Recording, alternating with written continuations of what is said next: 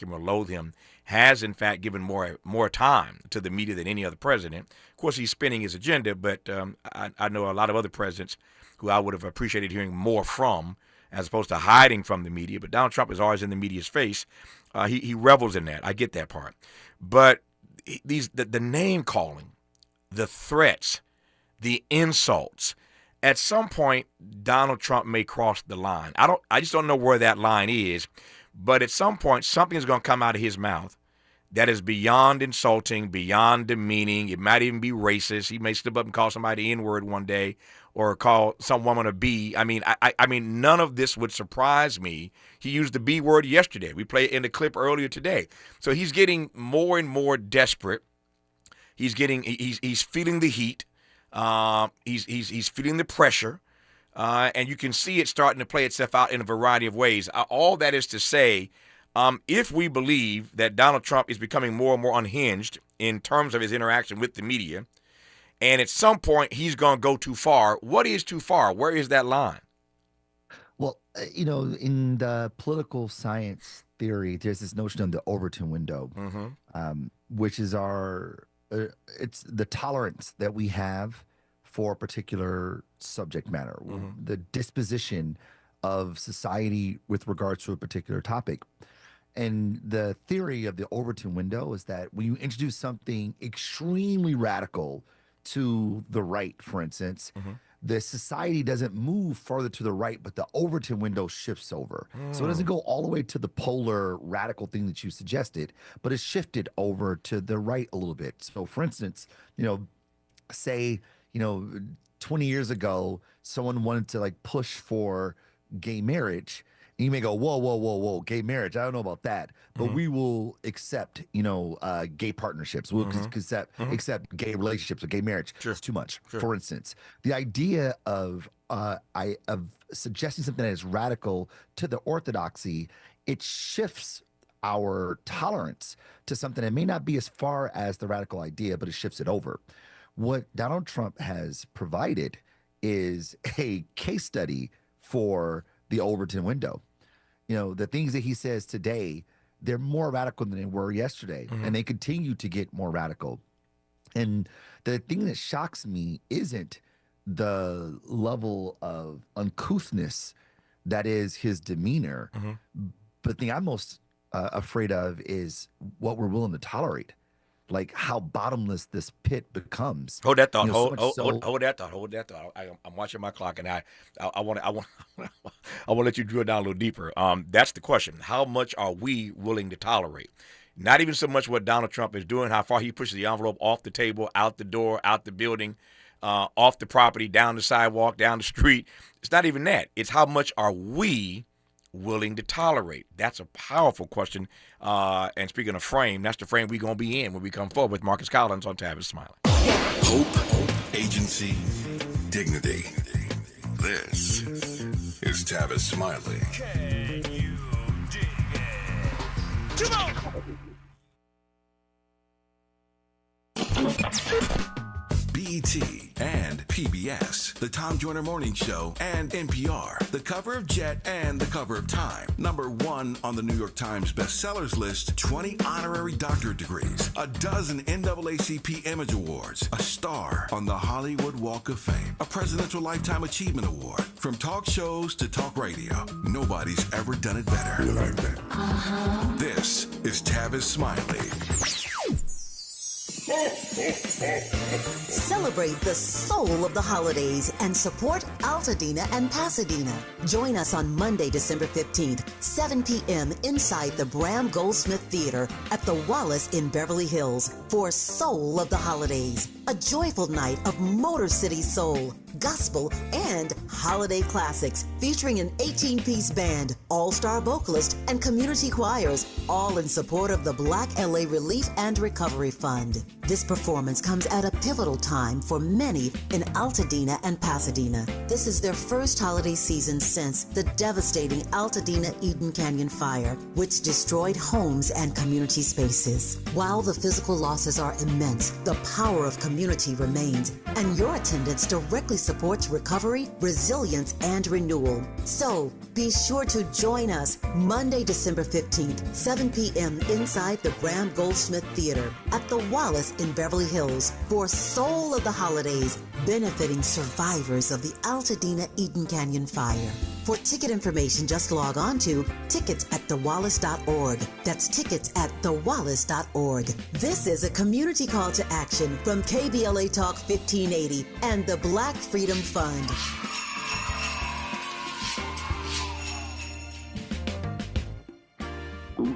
Oh no, stomach issues again? Stomach issues? Who are you? Your pancreas. I could be the real reason for your diarrhea, gas, bloating, stomach pain, or loose oily stools. I thought it was my stomach. People often do, but any of these symptoms could mean having a condition called exocrine pancreatic insufficiency, or EPI. With EPI, the pancreas doesn't release enough enzymes to break down food, but EPI is manageable. Use the symptom checker on identifyepi.com and speak with your doctor. That's identifyepi.com. Sponsored by AbbVie.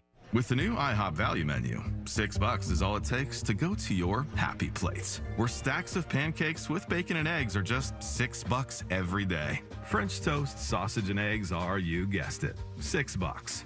And fluffy omelets come with a side of pancakes and only cost $6. Go to your happy plates every day at IHOP. $7 in some locations. Available every day for a limited time at participating restaurants in the U.S. Hours may vary. No substitutions. Not valid with other discounts or promotions. Prices may vary. He's a paradigm pioneer and the top-rated African-American talk show host in the nation, according to Talkers Magazine. You're tapped in with Tavis Smiley right now. I'm going to start calling Marcus Collins Butter. That's my new nickname, Butter, because he was on a roll. He was on a roll a moment ago, and I hated to have to interrupt him as he was starting to tee up about what we can tolerate. His point, powerful point. It may not be so much about Donald Trump and whether or not at some point he will have gone too far. Because you keep calling people names, you keep insulting people. At some point, something's going to come out of your mouth that will, I think, for many Americans have gone too far, insulting these journalists, even as you advance this notion of a White House media bias tracker. Before I let Marcus finish that point about what we can tolerate, here is the White House Press Secretary Caroline Leavitt earlier this week talking about this White House media bias tracker. The White House today launched a new fake news portal, which I found interesting. What is your objective with that, ultimately? And are you going to name the news networks? And are you also going to name some of the correspondents, some which may be here today? Yes, we are. I'm glad you noticed. Much to the dismay of some of your colleagues in the room, John. And I think it goes to our original promise on day one to hold the media accountable, because unfortunately, and we deal with this all day, every day around here, there are so many fake stories that are unfortunately written that have inaccurate characterizations of meetings that took place, and it's all based on anonymous sourcing. And, you know, the standard for journalism, unfortunately, has dropped to such a historic low in this country. And again, we deal with it every day, where you can have an anonymous source who has no idea what they're talking about, zero credibility, call up a reporter in Washington and say, hey, I heard this. And then the next thing you know, it's on the front page of the New York Times. It's really incomprehensible. Marcus, before I go forward to your point about what we can tolerate, do you buy Caroline Leavitt's argument? I mean, can you buy any argument from Caroline Leavitt? I mean, you know, there's something to be said when someone cannot admit a fault anywhere, and their retort is to place blame for people who are not in the room. Those people ought to be feared, not because of who they are, but it's the low levels they're willing to stoop to exist in this reality that they've established for themselves. Yeah. In what ways do you regard this media bias tracker the White House has brought online as another way to threaten, to intimidate the media? Now, I don't know if it's any more intimidating than him outright calling for news journalists to be fired, or, you know, late night TV host to be taken off of air. I don't know how much more explicit can it be. To me, it's so desperate at this point. It's almost like it's just as desperate as his Hall of Shame page that he put on the the White House Mm-hmm. website. I mean, all of it, Mm-hmm. it's laughable. It's so ridiculous that it's hard to find any sense of seriousness. So I don't see this as any step further. I feel like it is it's a hobby Yeah. for someone who is not busy governing, which is why he'll fall asleep during live cabinet meetings. Mm-hmm. And instead of answering questions that are meaningful about the world we live in, he instead obsesses over results from an election a year ago. I mean, these things, it's unserious. You know, it's like the show Succession. Logan Roy says, "You all are not serious people." Yeah. This is the situation now. These people are not serious. So to look at anything they do like this, it's eye roll inducing. Yeah, I love that show, Succession. I love that show. It's amazing. It was a great piece of work. So let me go to this point now that you were making earlier about what we can tolerate. And while you were talking, something came to mind that I've thought about and talked to friends about. With regard to what I learn every day sitting in this chair. So, I mean, I say all the time that I leave this studio smarter every day than when I came in the studio, courtesy of great guests like Marcus Collins, who challenged me always to re-examine the assumptions I hold, help me expand my inventory of ideas, and see the world through a different prism. And so every day I'm at my best when I leave this studio for all that's been downloaded into me, sitting in this chair every day for 3 hours. It's the greatest 3 hours of my day. Most days, not every day, but most days, sitting in this chair. I just learned so much, and I love it. Okay, so that said, one of the things that I'm watching and that's occurring to me since Donald Trump returned to the White House in January for Trump 2.0 is that the American people apparently have a much higher threshold for pain than I thought, Marcus. I didn't know that our pain threshold was quite this high. So there are two ways to look at it. One, I'm right that our pain threshold is much higher than I ever thought it was because we're taking all this nonsense. Yeah. Or people have just sort of checked out. And so it's not about bearing the pain. They're just not paying attention, or maybe something else I'm missing. But I'm fascinated by your notion that ultimately we have to come to terms with. We have to reconcile this notion of not so much what Donald Trump does and says, not so much how he shows up, but what we are willing to tolerate. With that, I pass the baton to you, sir. Run with it. Well, sometimes we get accustomed to a thing. It's almost a gift of humanity that what will be in an uncomfortable situation, we're able to adapt rather. We're able to acclimate ourselves to our surroundings and therefore survive. There's people who are incarcerated, and the idea of being in jail just seems like it's unfathomable. For me, I couldn't even imagine it. But when they find themselves in that situation, they realize they have to adapt to their surroundings in order to survive. It's in us. It's the resilience of us, but it also plays to our detriment as well. Mm-hmm. We find ourselves in situations like this where the bottom continues to drop further and further down, and we continue to acclimate to it so that we're able to sustain and survive until we're trapped in a corner and all we can do is fight.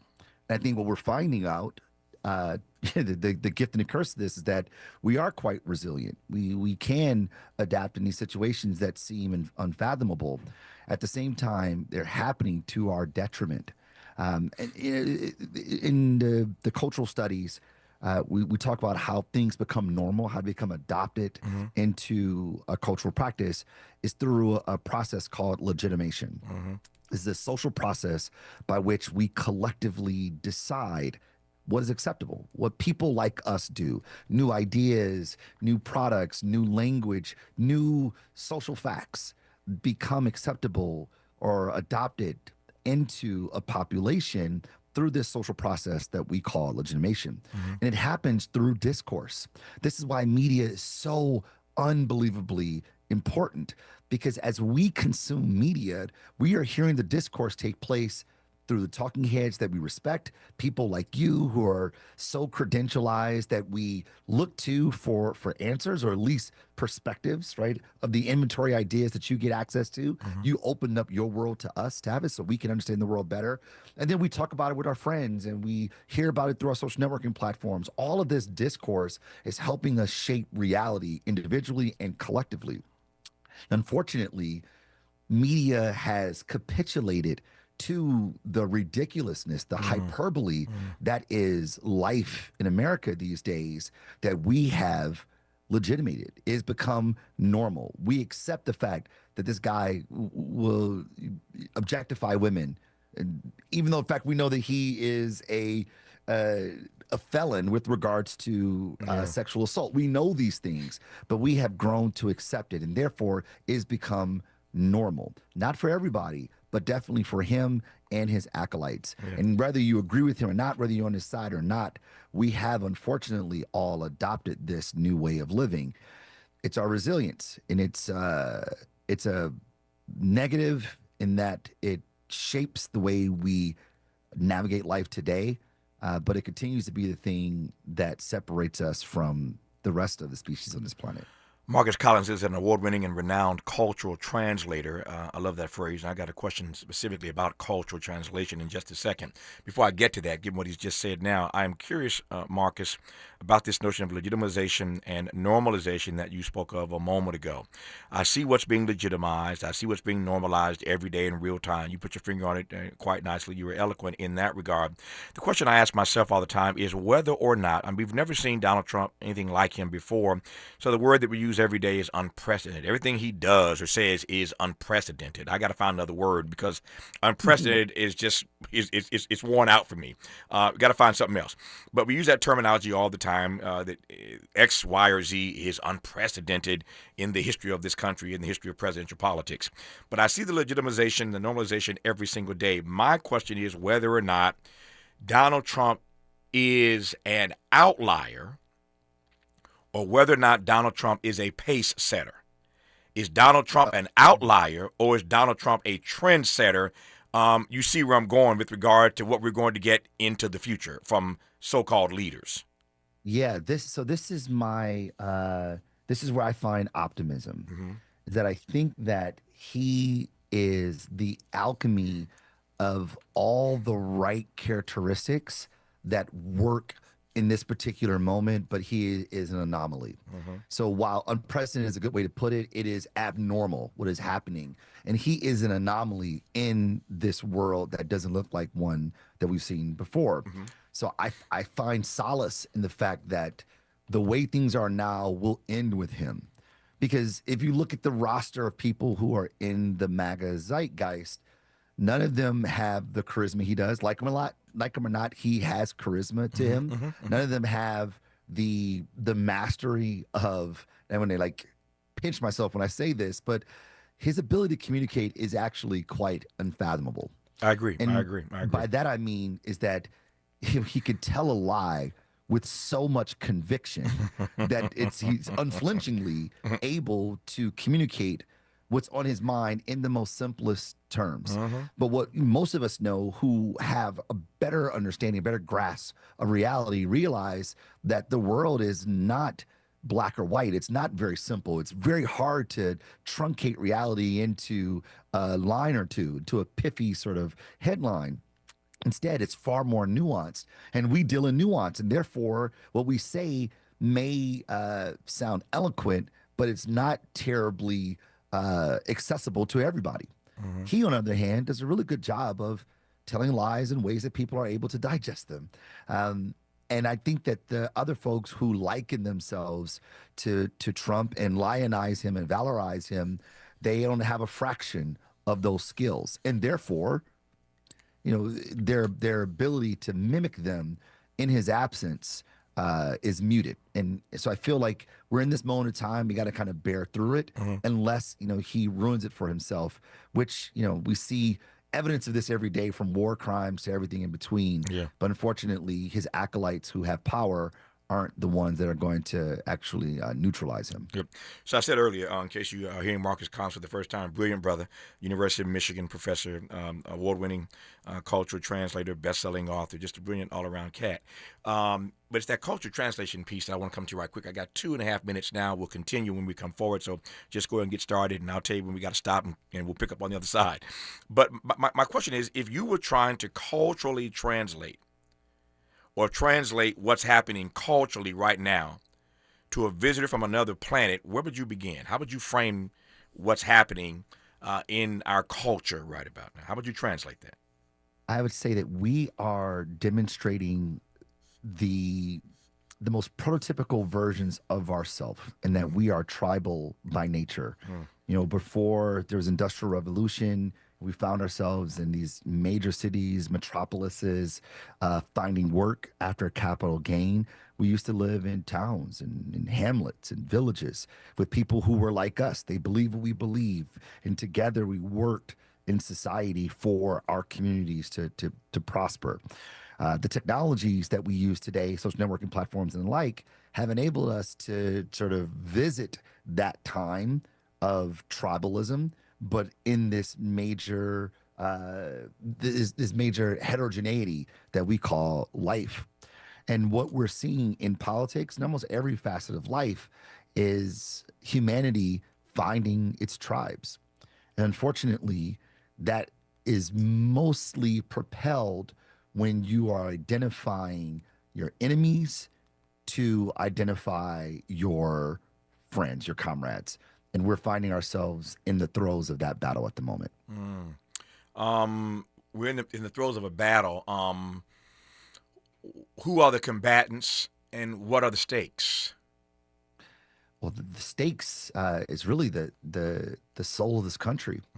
It means interesting. Like, the country itself is a social construct. It's a cultural invention. We're talking about a geography that continues to move and shift over the years based on what we acquire. Right. But what keeps us as a nation state beyond laws are the beliefs, artifacts, behaviors, language, and cultural productions that are reflections and expressions of us. These things are becoming more and more fragmented, such that they don't feel like strokes of a paintbrush on one canvas. They seem and feel like separate works of art altogether, and the result of which creates a sort of a multiplicity of personality, a schizophrenia, if you will, and deciding on who we are and who we want to be. No, I hear that. I hear that loud and clear. When we come forward, I want to just kind of connect these dots if I can, and get Marcus's take, speaking of cultural translation, what it means for us to be staring down a nation, America, staring down the erasure of Black history, staring down the erasure of Black progress. We'll do that and a great deal more with Marcus Collins when we come forward on Tavis Smiley. What's your quarrel with the world? You're listening to Tavis Smiley.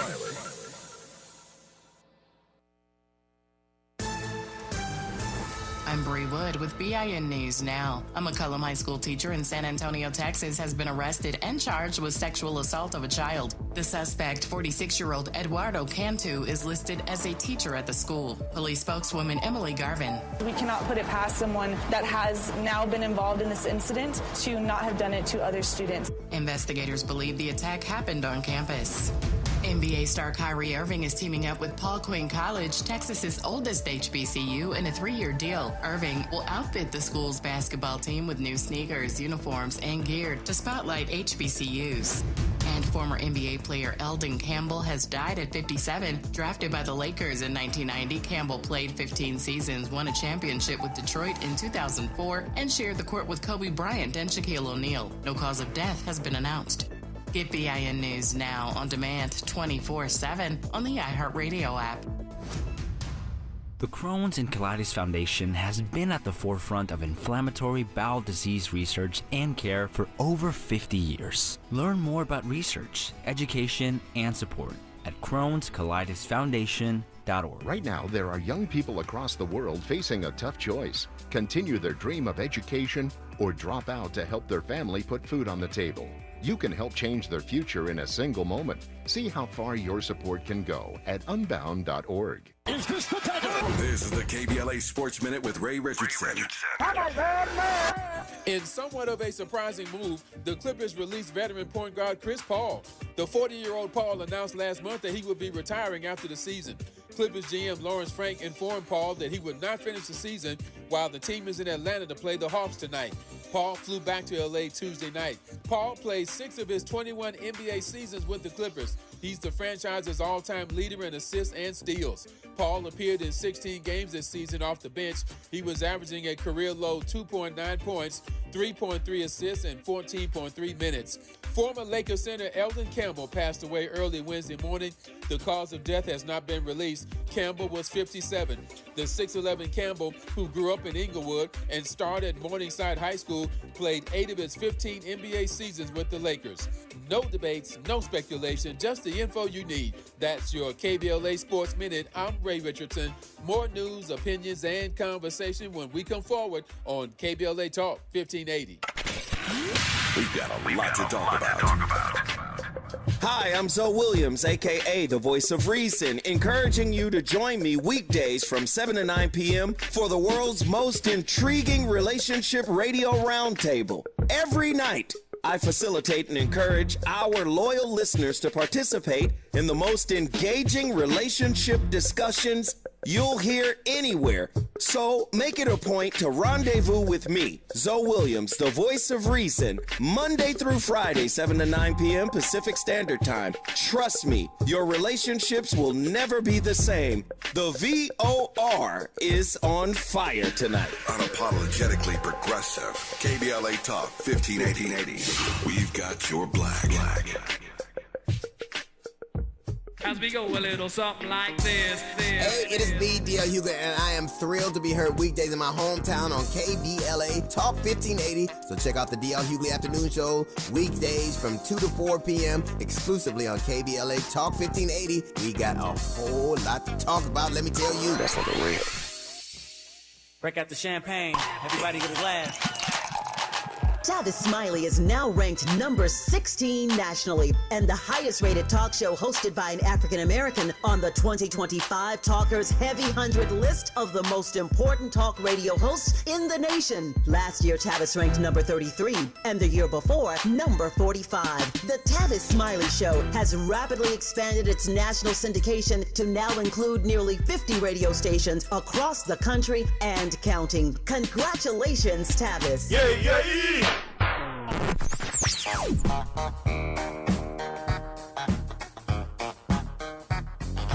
This is KBLA Talk 1580. Talk radio. That's music to your ears. We're unapologetically progressive. KBLA Talk 1580. Paid for by government.com. Did you know? The United States Mint has issued a new Morgan silver dollar coin in proof condition for the first time. Not only that, they are also minted in 99.9% pure silver for the first time ever in history. Coin experts are calling this an amazing opportunity for anyone that knows the enduring popularity of Morgans. But you must hurry. Only 400,000 of these legal tender silver dollars were issued. These first ever Morgan silver dollars are brand new with stunning mirror-like finish, minted by the iconic San Francisco Mint. Call now and you're guaranteed a new first ever 99.9% pure silver proof Morgan dollar. To learn more, call 1-800-973-9717. If you order now, you will receive a free coin collector bonus pack, a $25 value, free with every order. Call 1-800-973-9717 now to secure your new Morgan silver dollars before they are gone. That's 1-800-973-9717. Freedom is an endless meeting. So let's get back to it with Tavis Smiley. Tavis Smiley, Marcus Collins, University of Michigan, U of M, professor, award-winning culture translator, best-selling author. Speaking of best-selling author, his book that I love is called For the Culture, The Power Behind What We Buy, What We Do, and Who We Want to Be. I was honored to have him on this program when that book came out. Again, it's called For the Culture, The Power Behind What We Buy, What We Do, and Who We Want to Be. I highly recommend that book. It's on the shelf in my office right now. You should check that out. I'm raising that because I want to ask Marcus a question relative, I think, to that text in just a second here. On this program yesterday, you recall we had one of our guests, Latasha Brown, the co-founder of Black Voters Matter. And she sort of went in. Was that yesterday, Miles? Day before yesterday? I can't remember what day it is. Today is Wednesday. Maybe it was Monday. I don't know. Yesterday. Yeah, Tuesday, yesterday. So Latasha was here yesterday, and we were talking about this economic pressure campaign called We Ain't Buying It. I love the name, We Ain't Buying It. And it was We Ain't Buying It with a bunch of other people, the No Kings protest organizers, et cetera, who all came together and suggested to us in advance of Black Friday and Cyber Monday that we should be more judicious about the way we spend our dollars. Again, the organization is called We Ain't Buying It, and Tavis was here yesterday. She represented rather nicely, eloquent as always, about the power of about our purchasing power, and how we use it, and how we need to be just kind of sort of re-educate ourselves and remind ourselves what is possible. We talked about this week the 70th anniversary of Rosa Parks refusing to give up her seat on that bus. That anniversary was on Monday, and what came out of that with the bus boycott in Montgomery. So I think the timing is propitious for me to ask Marcus a question about these economic pressure campaigns to hold Donald Trump and his billionaire bros accountable with this campaign. We ain't buying it. And anybody, and no one rather, is better at answering that question that I want to ask than Marcus, because of the book, again, called For the Culture, the power behind what we buy, what we do, and who we want to be. Put a pin in that for just a second. I'm going to go there in 2 minutes, I promise. But I want to let Marcus opine on the question I raised before the break, and that is how he processes, as a cultural translator, America staring down the erasure, us, all of us, staring down the erasure of black history, the erasure of black progress. Culturally, that kind of threat means what to you, Marcus? I mean, erasure of one's history and cultural production is erasure of one's existence. You know, the stories that we tell about ourselves are ways by which we're able to socialize not just the knowledge from generation to generation, but also what was meaningful and who we are in this world. I mean, anybody who's ever grew up with a religion, you know, you learned your religion through stories. You learned your religion through the folklore that was spread from generation to generation. To mitigate that is to mitigate where people sit in this world. You know, Dr. Hannah Nicole Jones so beautifully articulated this idea that when we see what's happening here, this is not new. You know, we see it with Reconstruction, you know, over a century ago. We saw the impact of, you have these rights, you have these privileges that are supposed to be guaranteed to people who are from this country. They can be rolled back, and they are being rolled back. And it seems like, you know, small, incremental, diminishing actions, but the alchemy of them are massive. And they start with the things that are abstract before they get to the things that are tangible. They start with the stories. They start with sort of the access that you have to things. You know, the fact that they have removed the professional label of certain industries like nursing, which is predominantly women, predominantly Black women, or a great population are Black women. Same thing with the MBA, Masters in Business Administration. That used to be a propeller to help social mobility for people of color, Black people, to remove the not safety nets, but remove the measures by which those things are attainable are the abstract and intangible ways by which you mitigate people from achieving. And in doing so, you continue to erase who they are in this country and find themselves in a place of servitude. Yeah. I was just in conversation with some friends last night, and I was making the point with them that it was just a few years ago, we will all recall, that we were big upping all of these nurses as essential workers. I mean, think about this. Just a few years ago, they were essential workers, not just workers, but essential workers. The democracy couldn't thrive. We couldn't survive. We couldn't navigate that pandemic without these essential workers called nurses. And now nursing is not a real profession. It's wild. I mean, that you can't. I mean, it's can't, laughable. I mean, you can't make this. You can't make this stuff up, man. You cannot make. They went from essential workers to not being a legitimate profession in a matter of years at a time where we have a nursing shortage. So God help us all when we go to the hospital and we have to wait a little longer because they got a shortage of nurses. because it's no longer considered a profession when, again, just a few years ago, they were essential workers. I digress. You take my point. I got a bright audience. All right.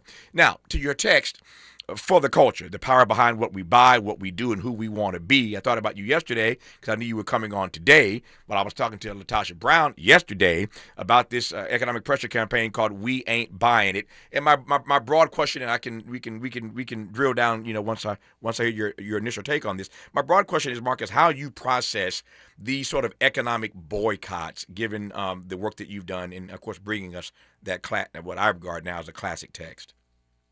Well, I appreciate that so much.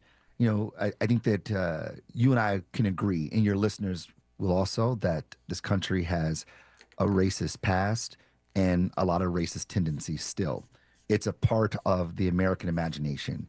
But there is no imagination more powerful in the collective mind of America than capitalism. And if you start messing with the money, then things will change. Racism will take a back seat, pardon the pun, for capitalism, right? To mitigate the ability to maximize profits off of things that you own, to mitigate the ability to realize the American dream that is achieved through consumption being a cultural act, and probably one of the most profound cultural acts in this country, bar none.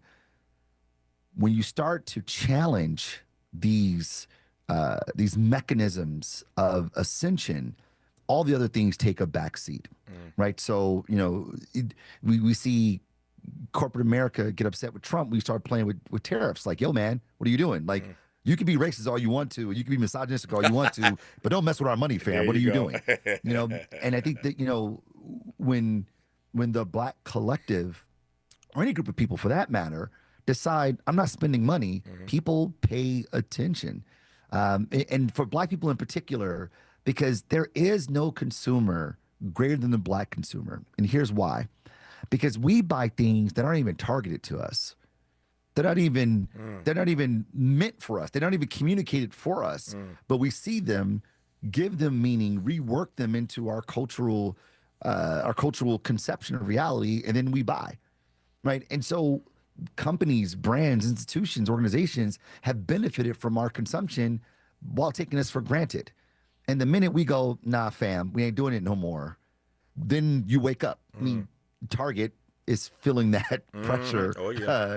Full stop. I haven't been to a Target since January, and many of us like that. And we see Target bending over backwards, trying everything they can, contorting in themselves to try to appeal to one master while also maintaining their ability to navigate the world of capitalism. And if anything the Bible tells us, you can't serve two masters. And pushing out their CEO, Marcus. That's right. Exactly. Exactly.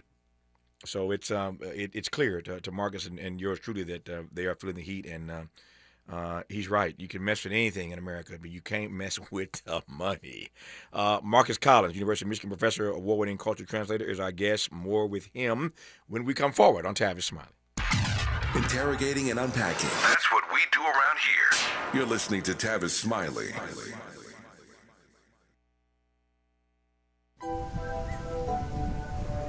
KBLA Talk 1580 remembers Robin Ayers on the 1-year anniversary of her passing.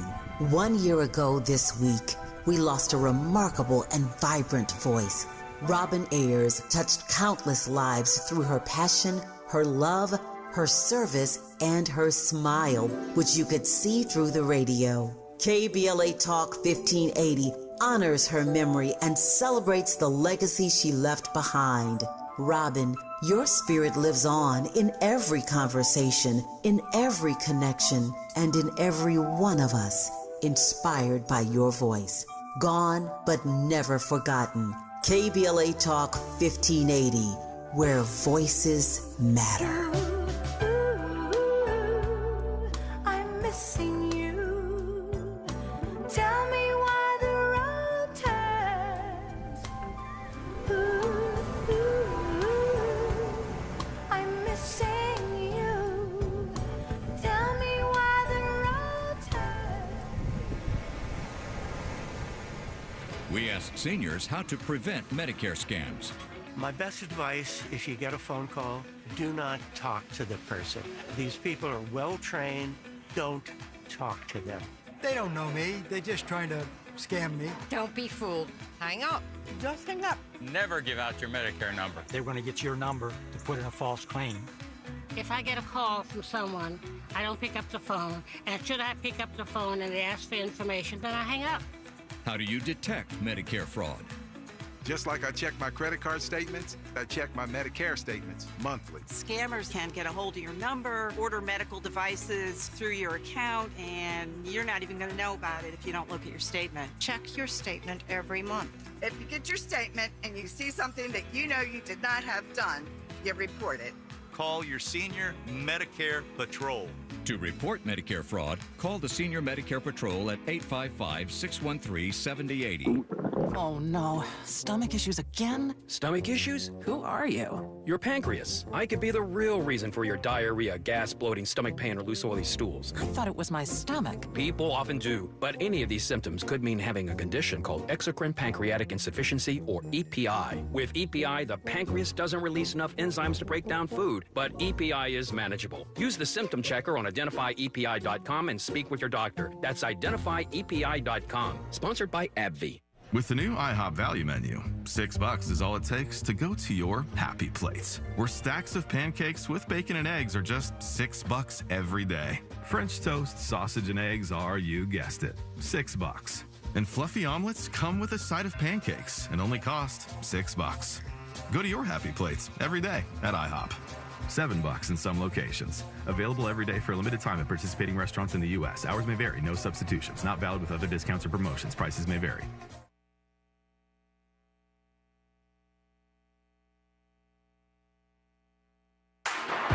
Less monologue, more dialogue. Tavis Smiley continues right now. He does indeed with Dr. Marcus Collins, University of Michigan professor, award-winning cultural translator, best-selling author of that book that I recommended earlier in case you just tuned in. It's called For the Culture, The Power Behind What We Buy, What We Do, and Who We Want to Be. Good book, and now's a good time to read it, given all the drama that we are enduring. Speaking of reading, I was reading a piece last night, Marcus, that I think is relevant to our conversation today. And the piece was titled, or is titled, The Trump Administration's Dangerous Embrace of Cancel Culture. You are a cultural translator extraordinaire. The piece, again, is called The Trump Administration's Dangerous Embrace of Cancel Culture. The Trump administration and the far right, the article suggests, are engaging in dangerous, un-American tactics to suppress speech that they dislike, cementing their control over institutions and the public by undermining First Amendment rights. Let me just read, that was the subtitle. Let me just read the first paragraph of this and I'll let you go. The Trump administration and the far right have spoken vehemently against the canceling of individuals because they claim it silences voices and doles out uneven punishment to, wait for it, conservatives. However, now that they hold the highest ranking positions in the government, these same figures are leading the charge to crush dissent through both the soft power of their words and using the levers of the federal government against Americans, and the article goes on from there. We were just talking in our former hour about the ways in which we see voices being silenced. We talked in the former hour about the way that dissent was at the top of the agenda during the civil rights era. I want to bring it up to right here and right now and get your take on, again, this notion of cancel culture that the right has always decried when they thought they were on the short end of the stick, but they're engaging those same tactics right now against all the rest of us. Marcus Collins. You know, I've never been a fan of the word cancel culture. That makes two of us. Go ahead. But go ahead. We've always, we've always have rejected things that were antithetical to how we saw the world. Mm-hmm. Think about Lance Armstrong. We loved him until we realized that he was cheating with steroids. Then we're like, we're not rocking with you anymore, right? When you are out of line with the beliefs and convictions of the zeitgeist, you get pushed out. When we were calling it cancel culture, when we were in a different day, when we were in a much more liberal world, I don't think it was cancel culture then. I think it was accountability. If you were foul, you're going to be called to the altar to have a conversation about it. You're going to come to the front of the church to discuss it, be held accountable. In today's conservative dominant world, I don't think it's cancel culture either. I think it's coercion. I think the idea here is that if you don't say it the way we want to say it, and if you have a point of view that is antithetical to ours, we're just going to bury you. We're going to keep you from living. We're going to keep you from having a pulpit. We're going to keep you from having journalistic credentials. We're going to keep you from having a voice. One is about accountability. This is just Debo tactics. Who's going to beat you down? And I think that, like, you know, there's this false equivalency between the two. It's hypocritical, no doubt, but it's not equivalent by any stretch. You know, culture at its core, it's a governing operating system by which we carve out our personhood, who we are, and what people like us do. And when people do things that are antithetical, that are against, that run afoul, that are not congruent to what is acceptable and legitimate of people like us, we go, you can't hang out with us, dog. You know, like in every institution that exists. In church, if you break the rules of the church, you get excommunicated. In your family, if you wild out, people go, don't invite him to dinner. You know what I mean? Like, this happens all the time. If you cheat in school, you get kicked out. Like, there are repercussions to things that are antithetical to our sense of normality.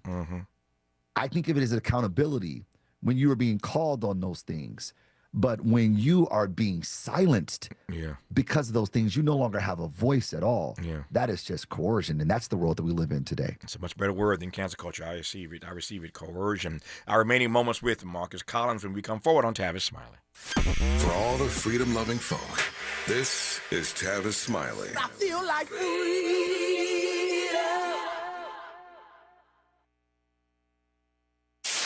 KBLA Talk 1580. We've got a lot to talk about.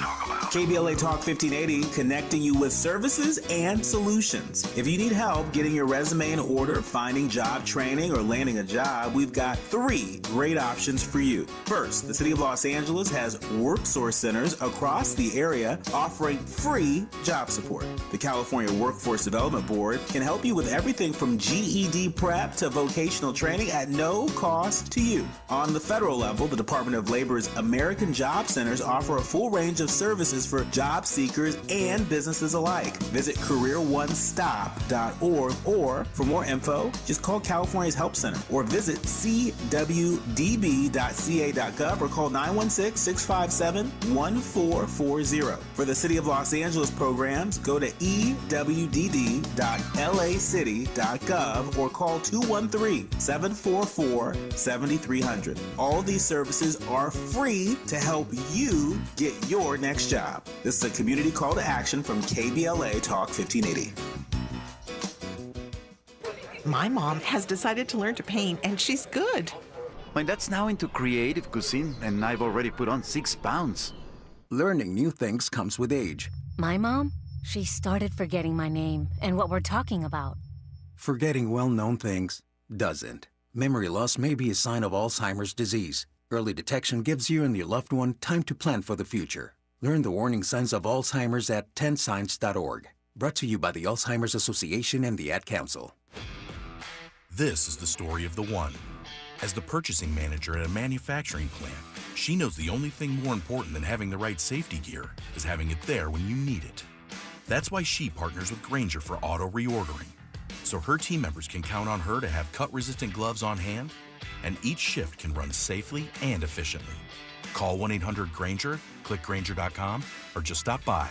Grainger, for the ones who get it done. An official message from Medicare. Couple more minutes, and we'll start this month's book club. You know, I usually love a plot twist, but this year, I'm comparing my options during Medicare open enrollment. You can't assume your current health or drug plan is the best one for you. And you gotta make sure your drugs are covered. That's important. So is saving money. Review all your options at Medicare.gov. Open enrollment ends December 7th. Paid for by the U.S. Department of Health and Human Services. More honesty than you can handle. More empowerment than you can imagine. You're tuned in to Tavis Smiley. Tavis Smiley, Marcus Collins, University of Michigan professor, cultural translator, best-selling author. I've got 2 minutes left here, Marcus, 2.5. I'll give it all to you.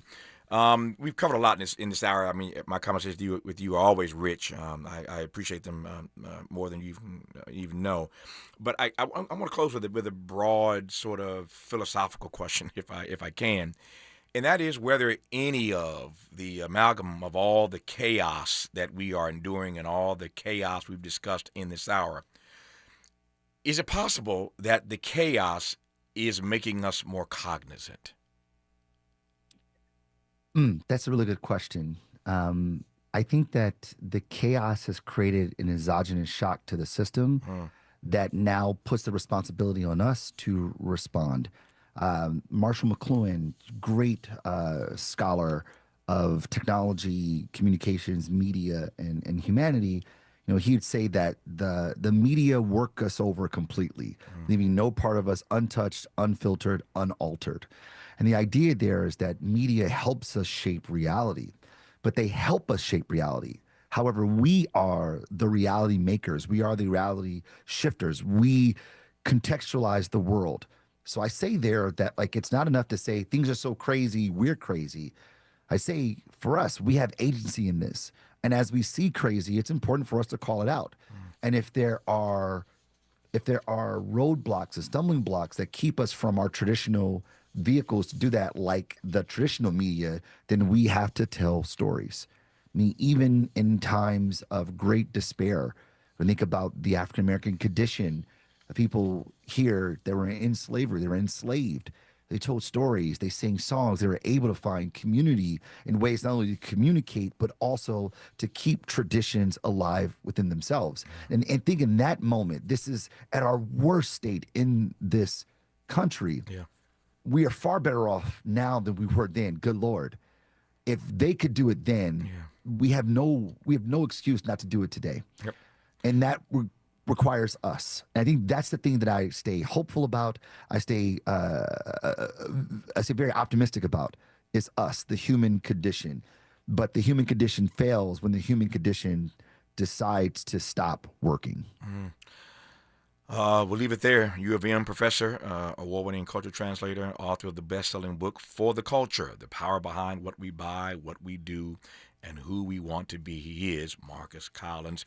Marcus Collins, thank you as always for your insights. Deeply appreciate it. We'll do it again somewhere down the road, but enjoy the rest of your day and the holiday season, my friend. I'm grateful, my brother. Thank you much. Grateful to have you on, but trust and believe. Just like that, 3 hours gone, back here tomorrow, Lord willing, to do it all over again. Until tomorrow, thanks for listening to Tavis, Smiley, and as always, keep the faith.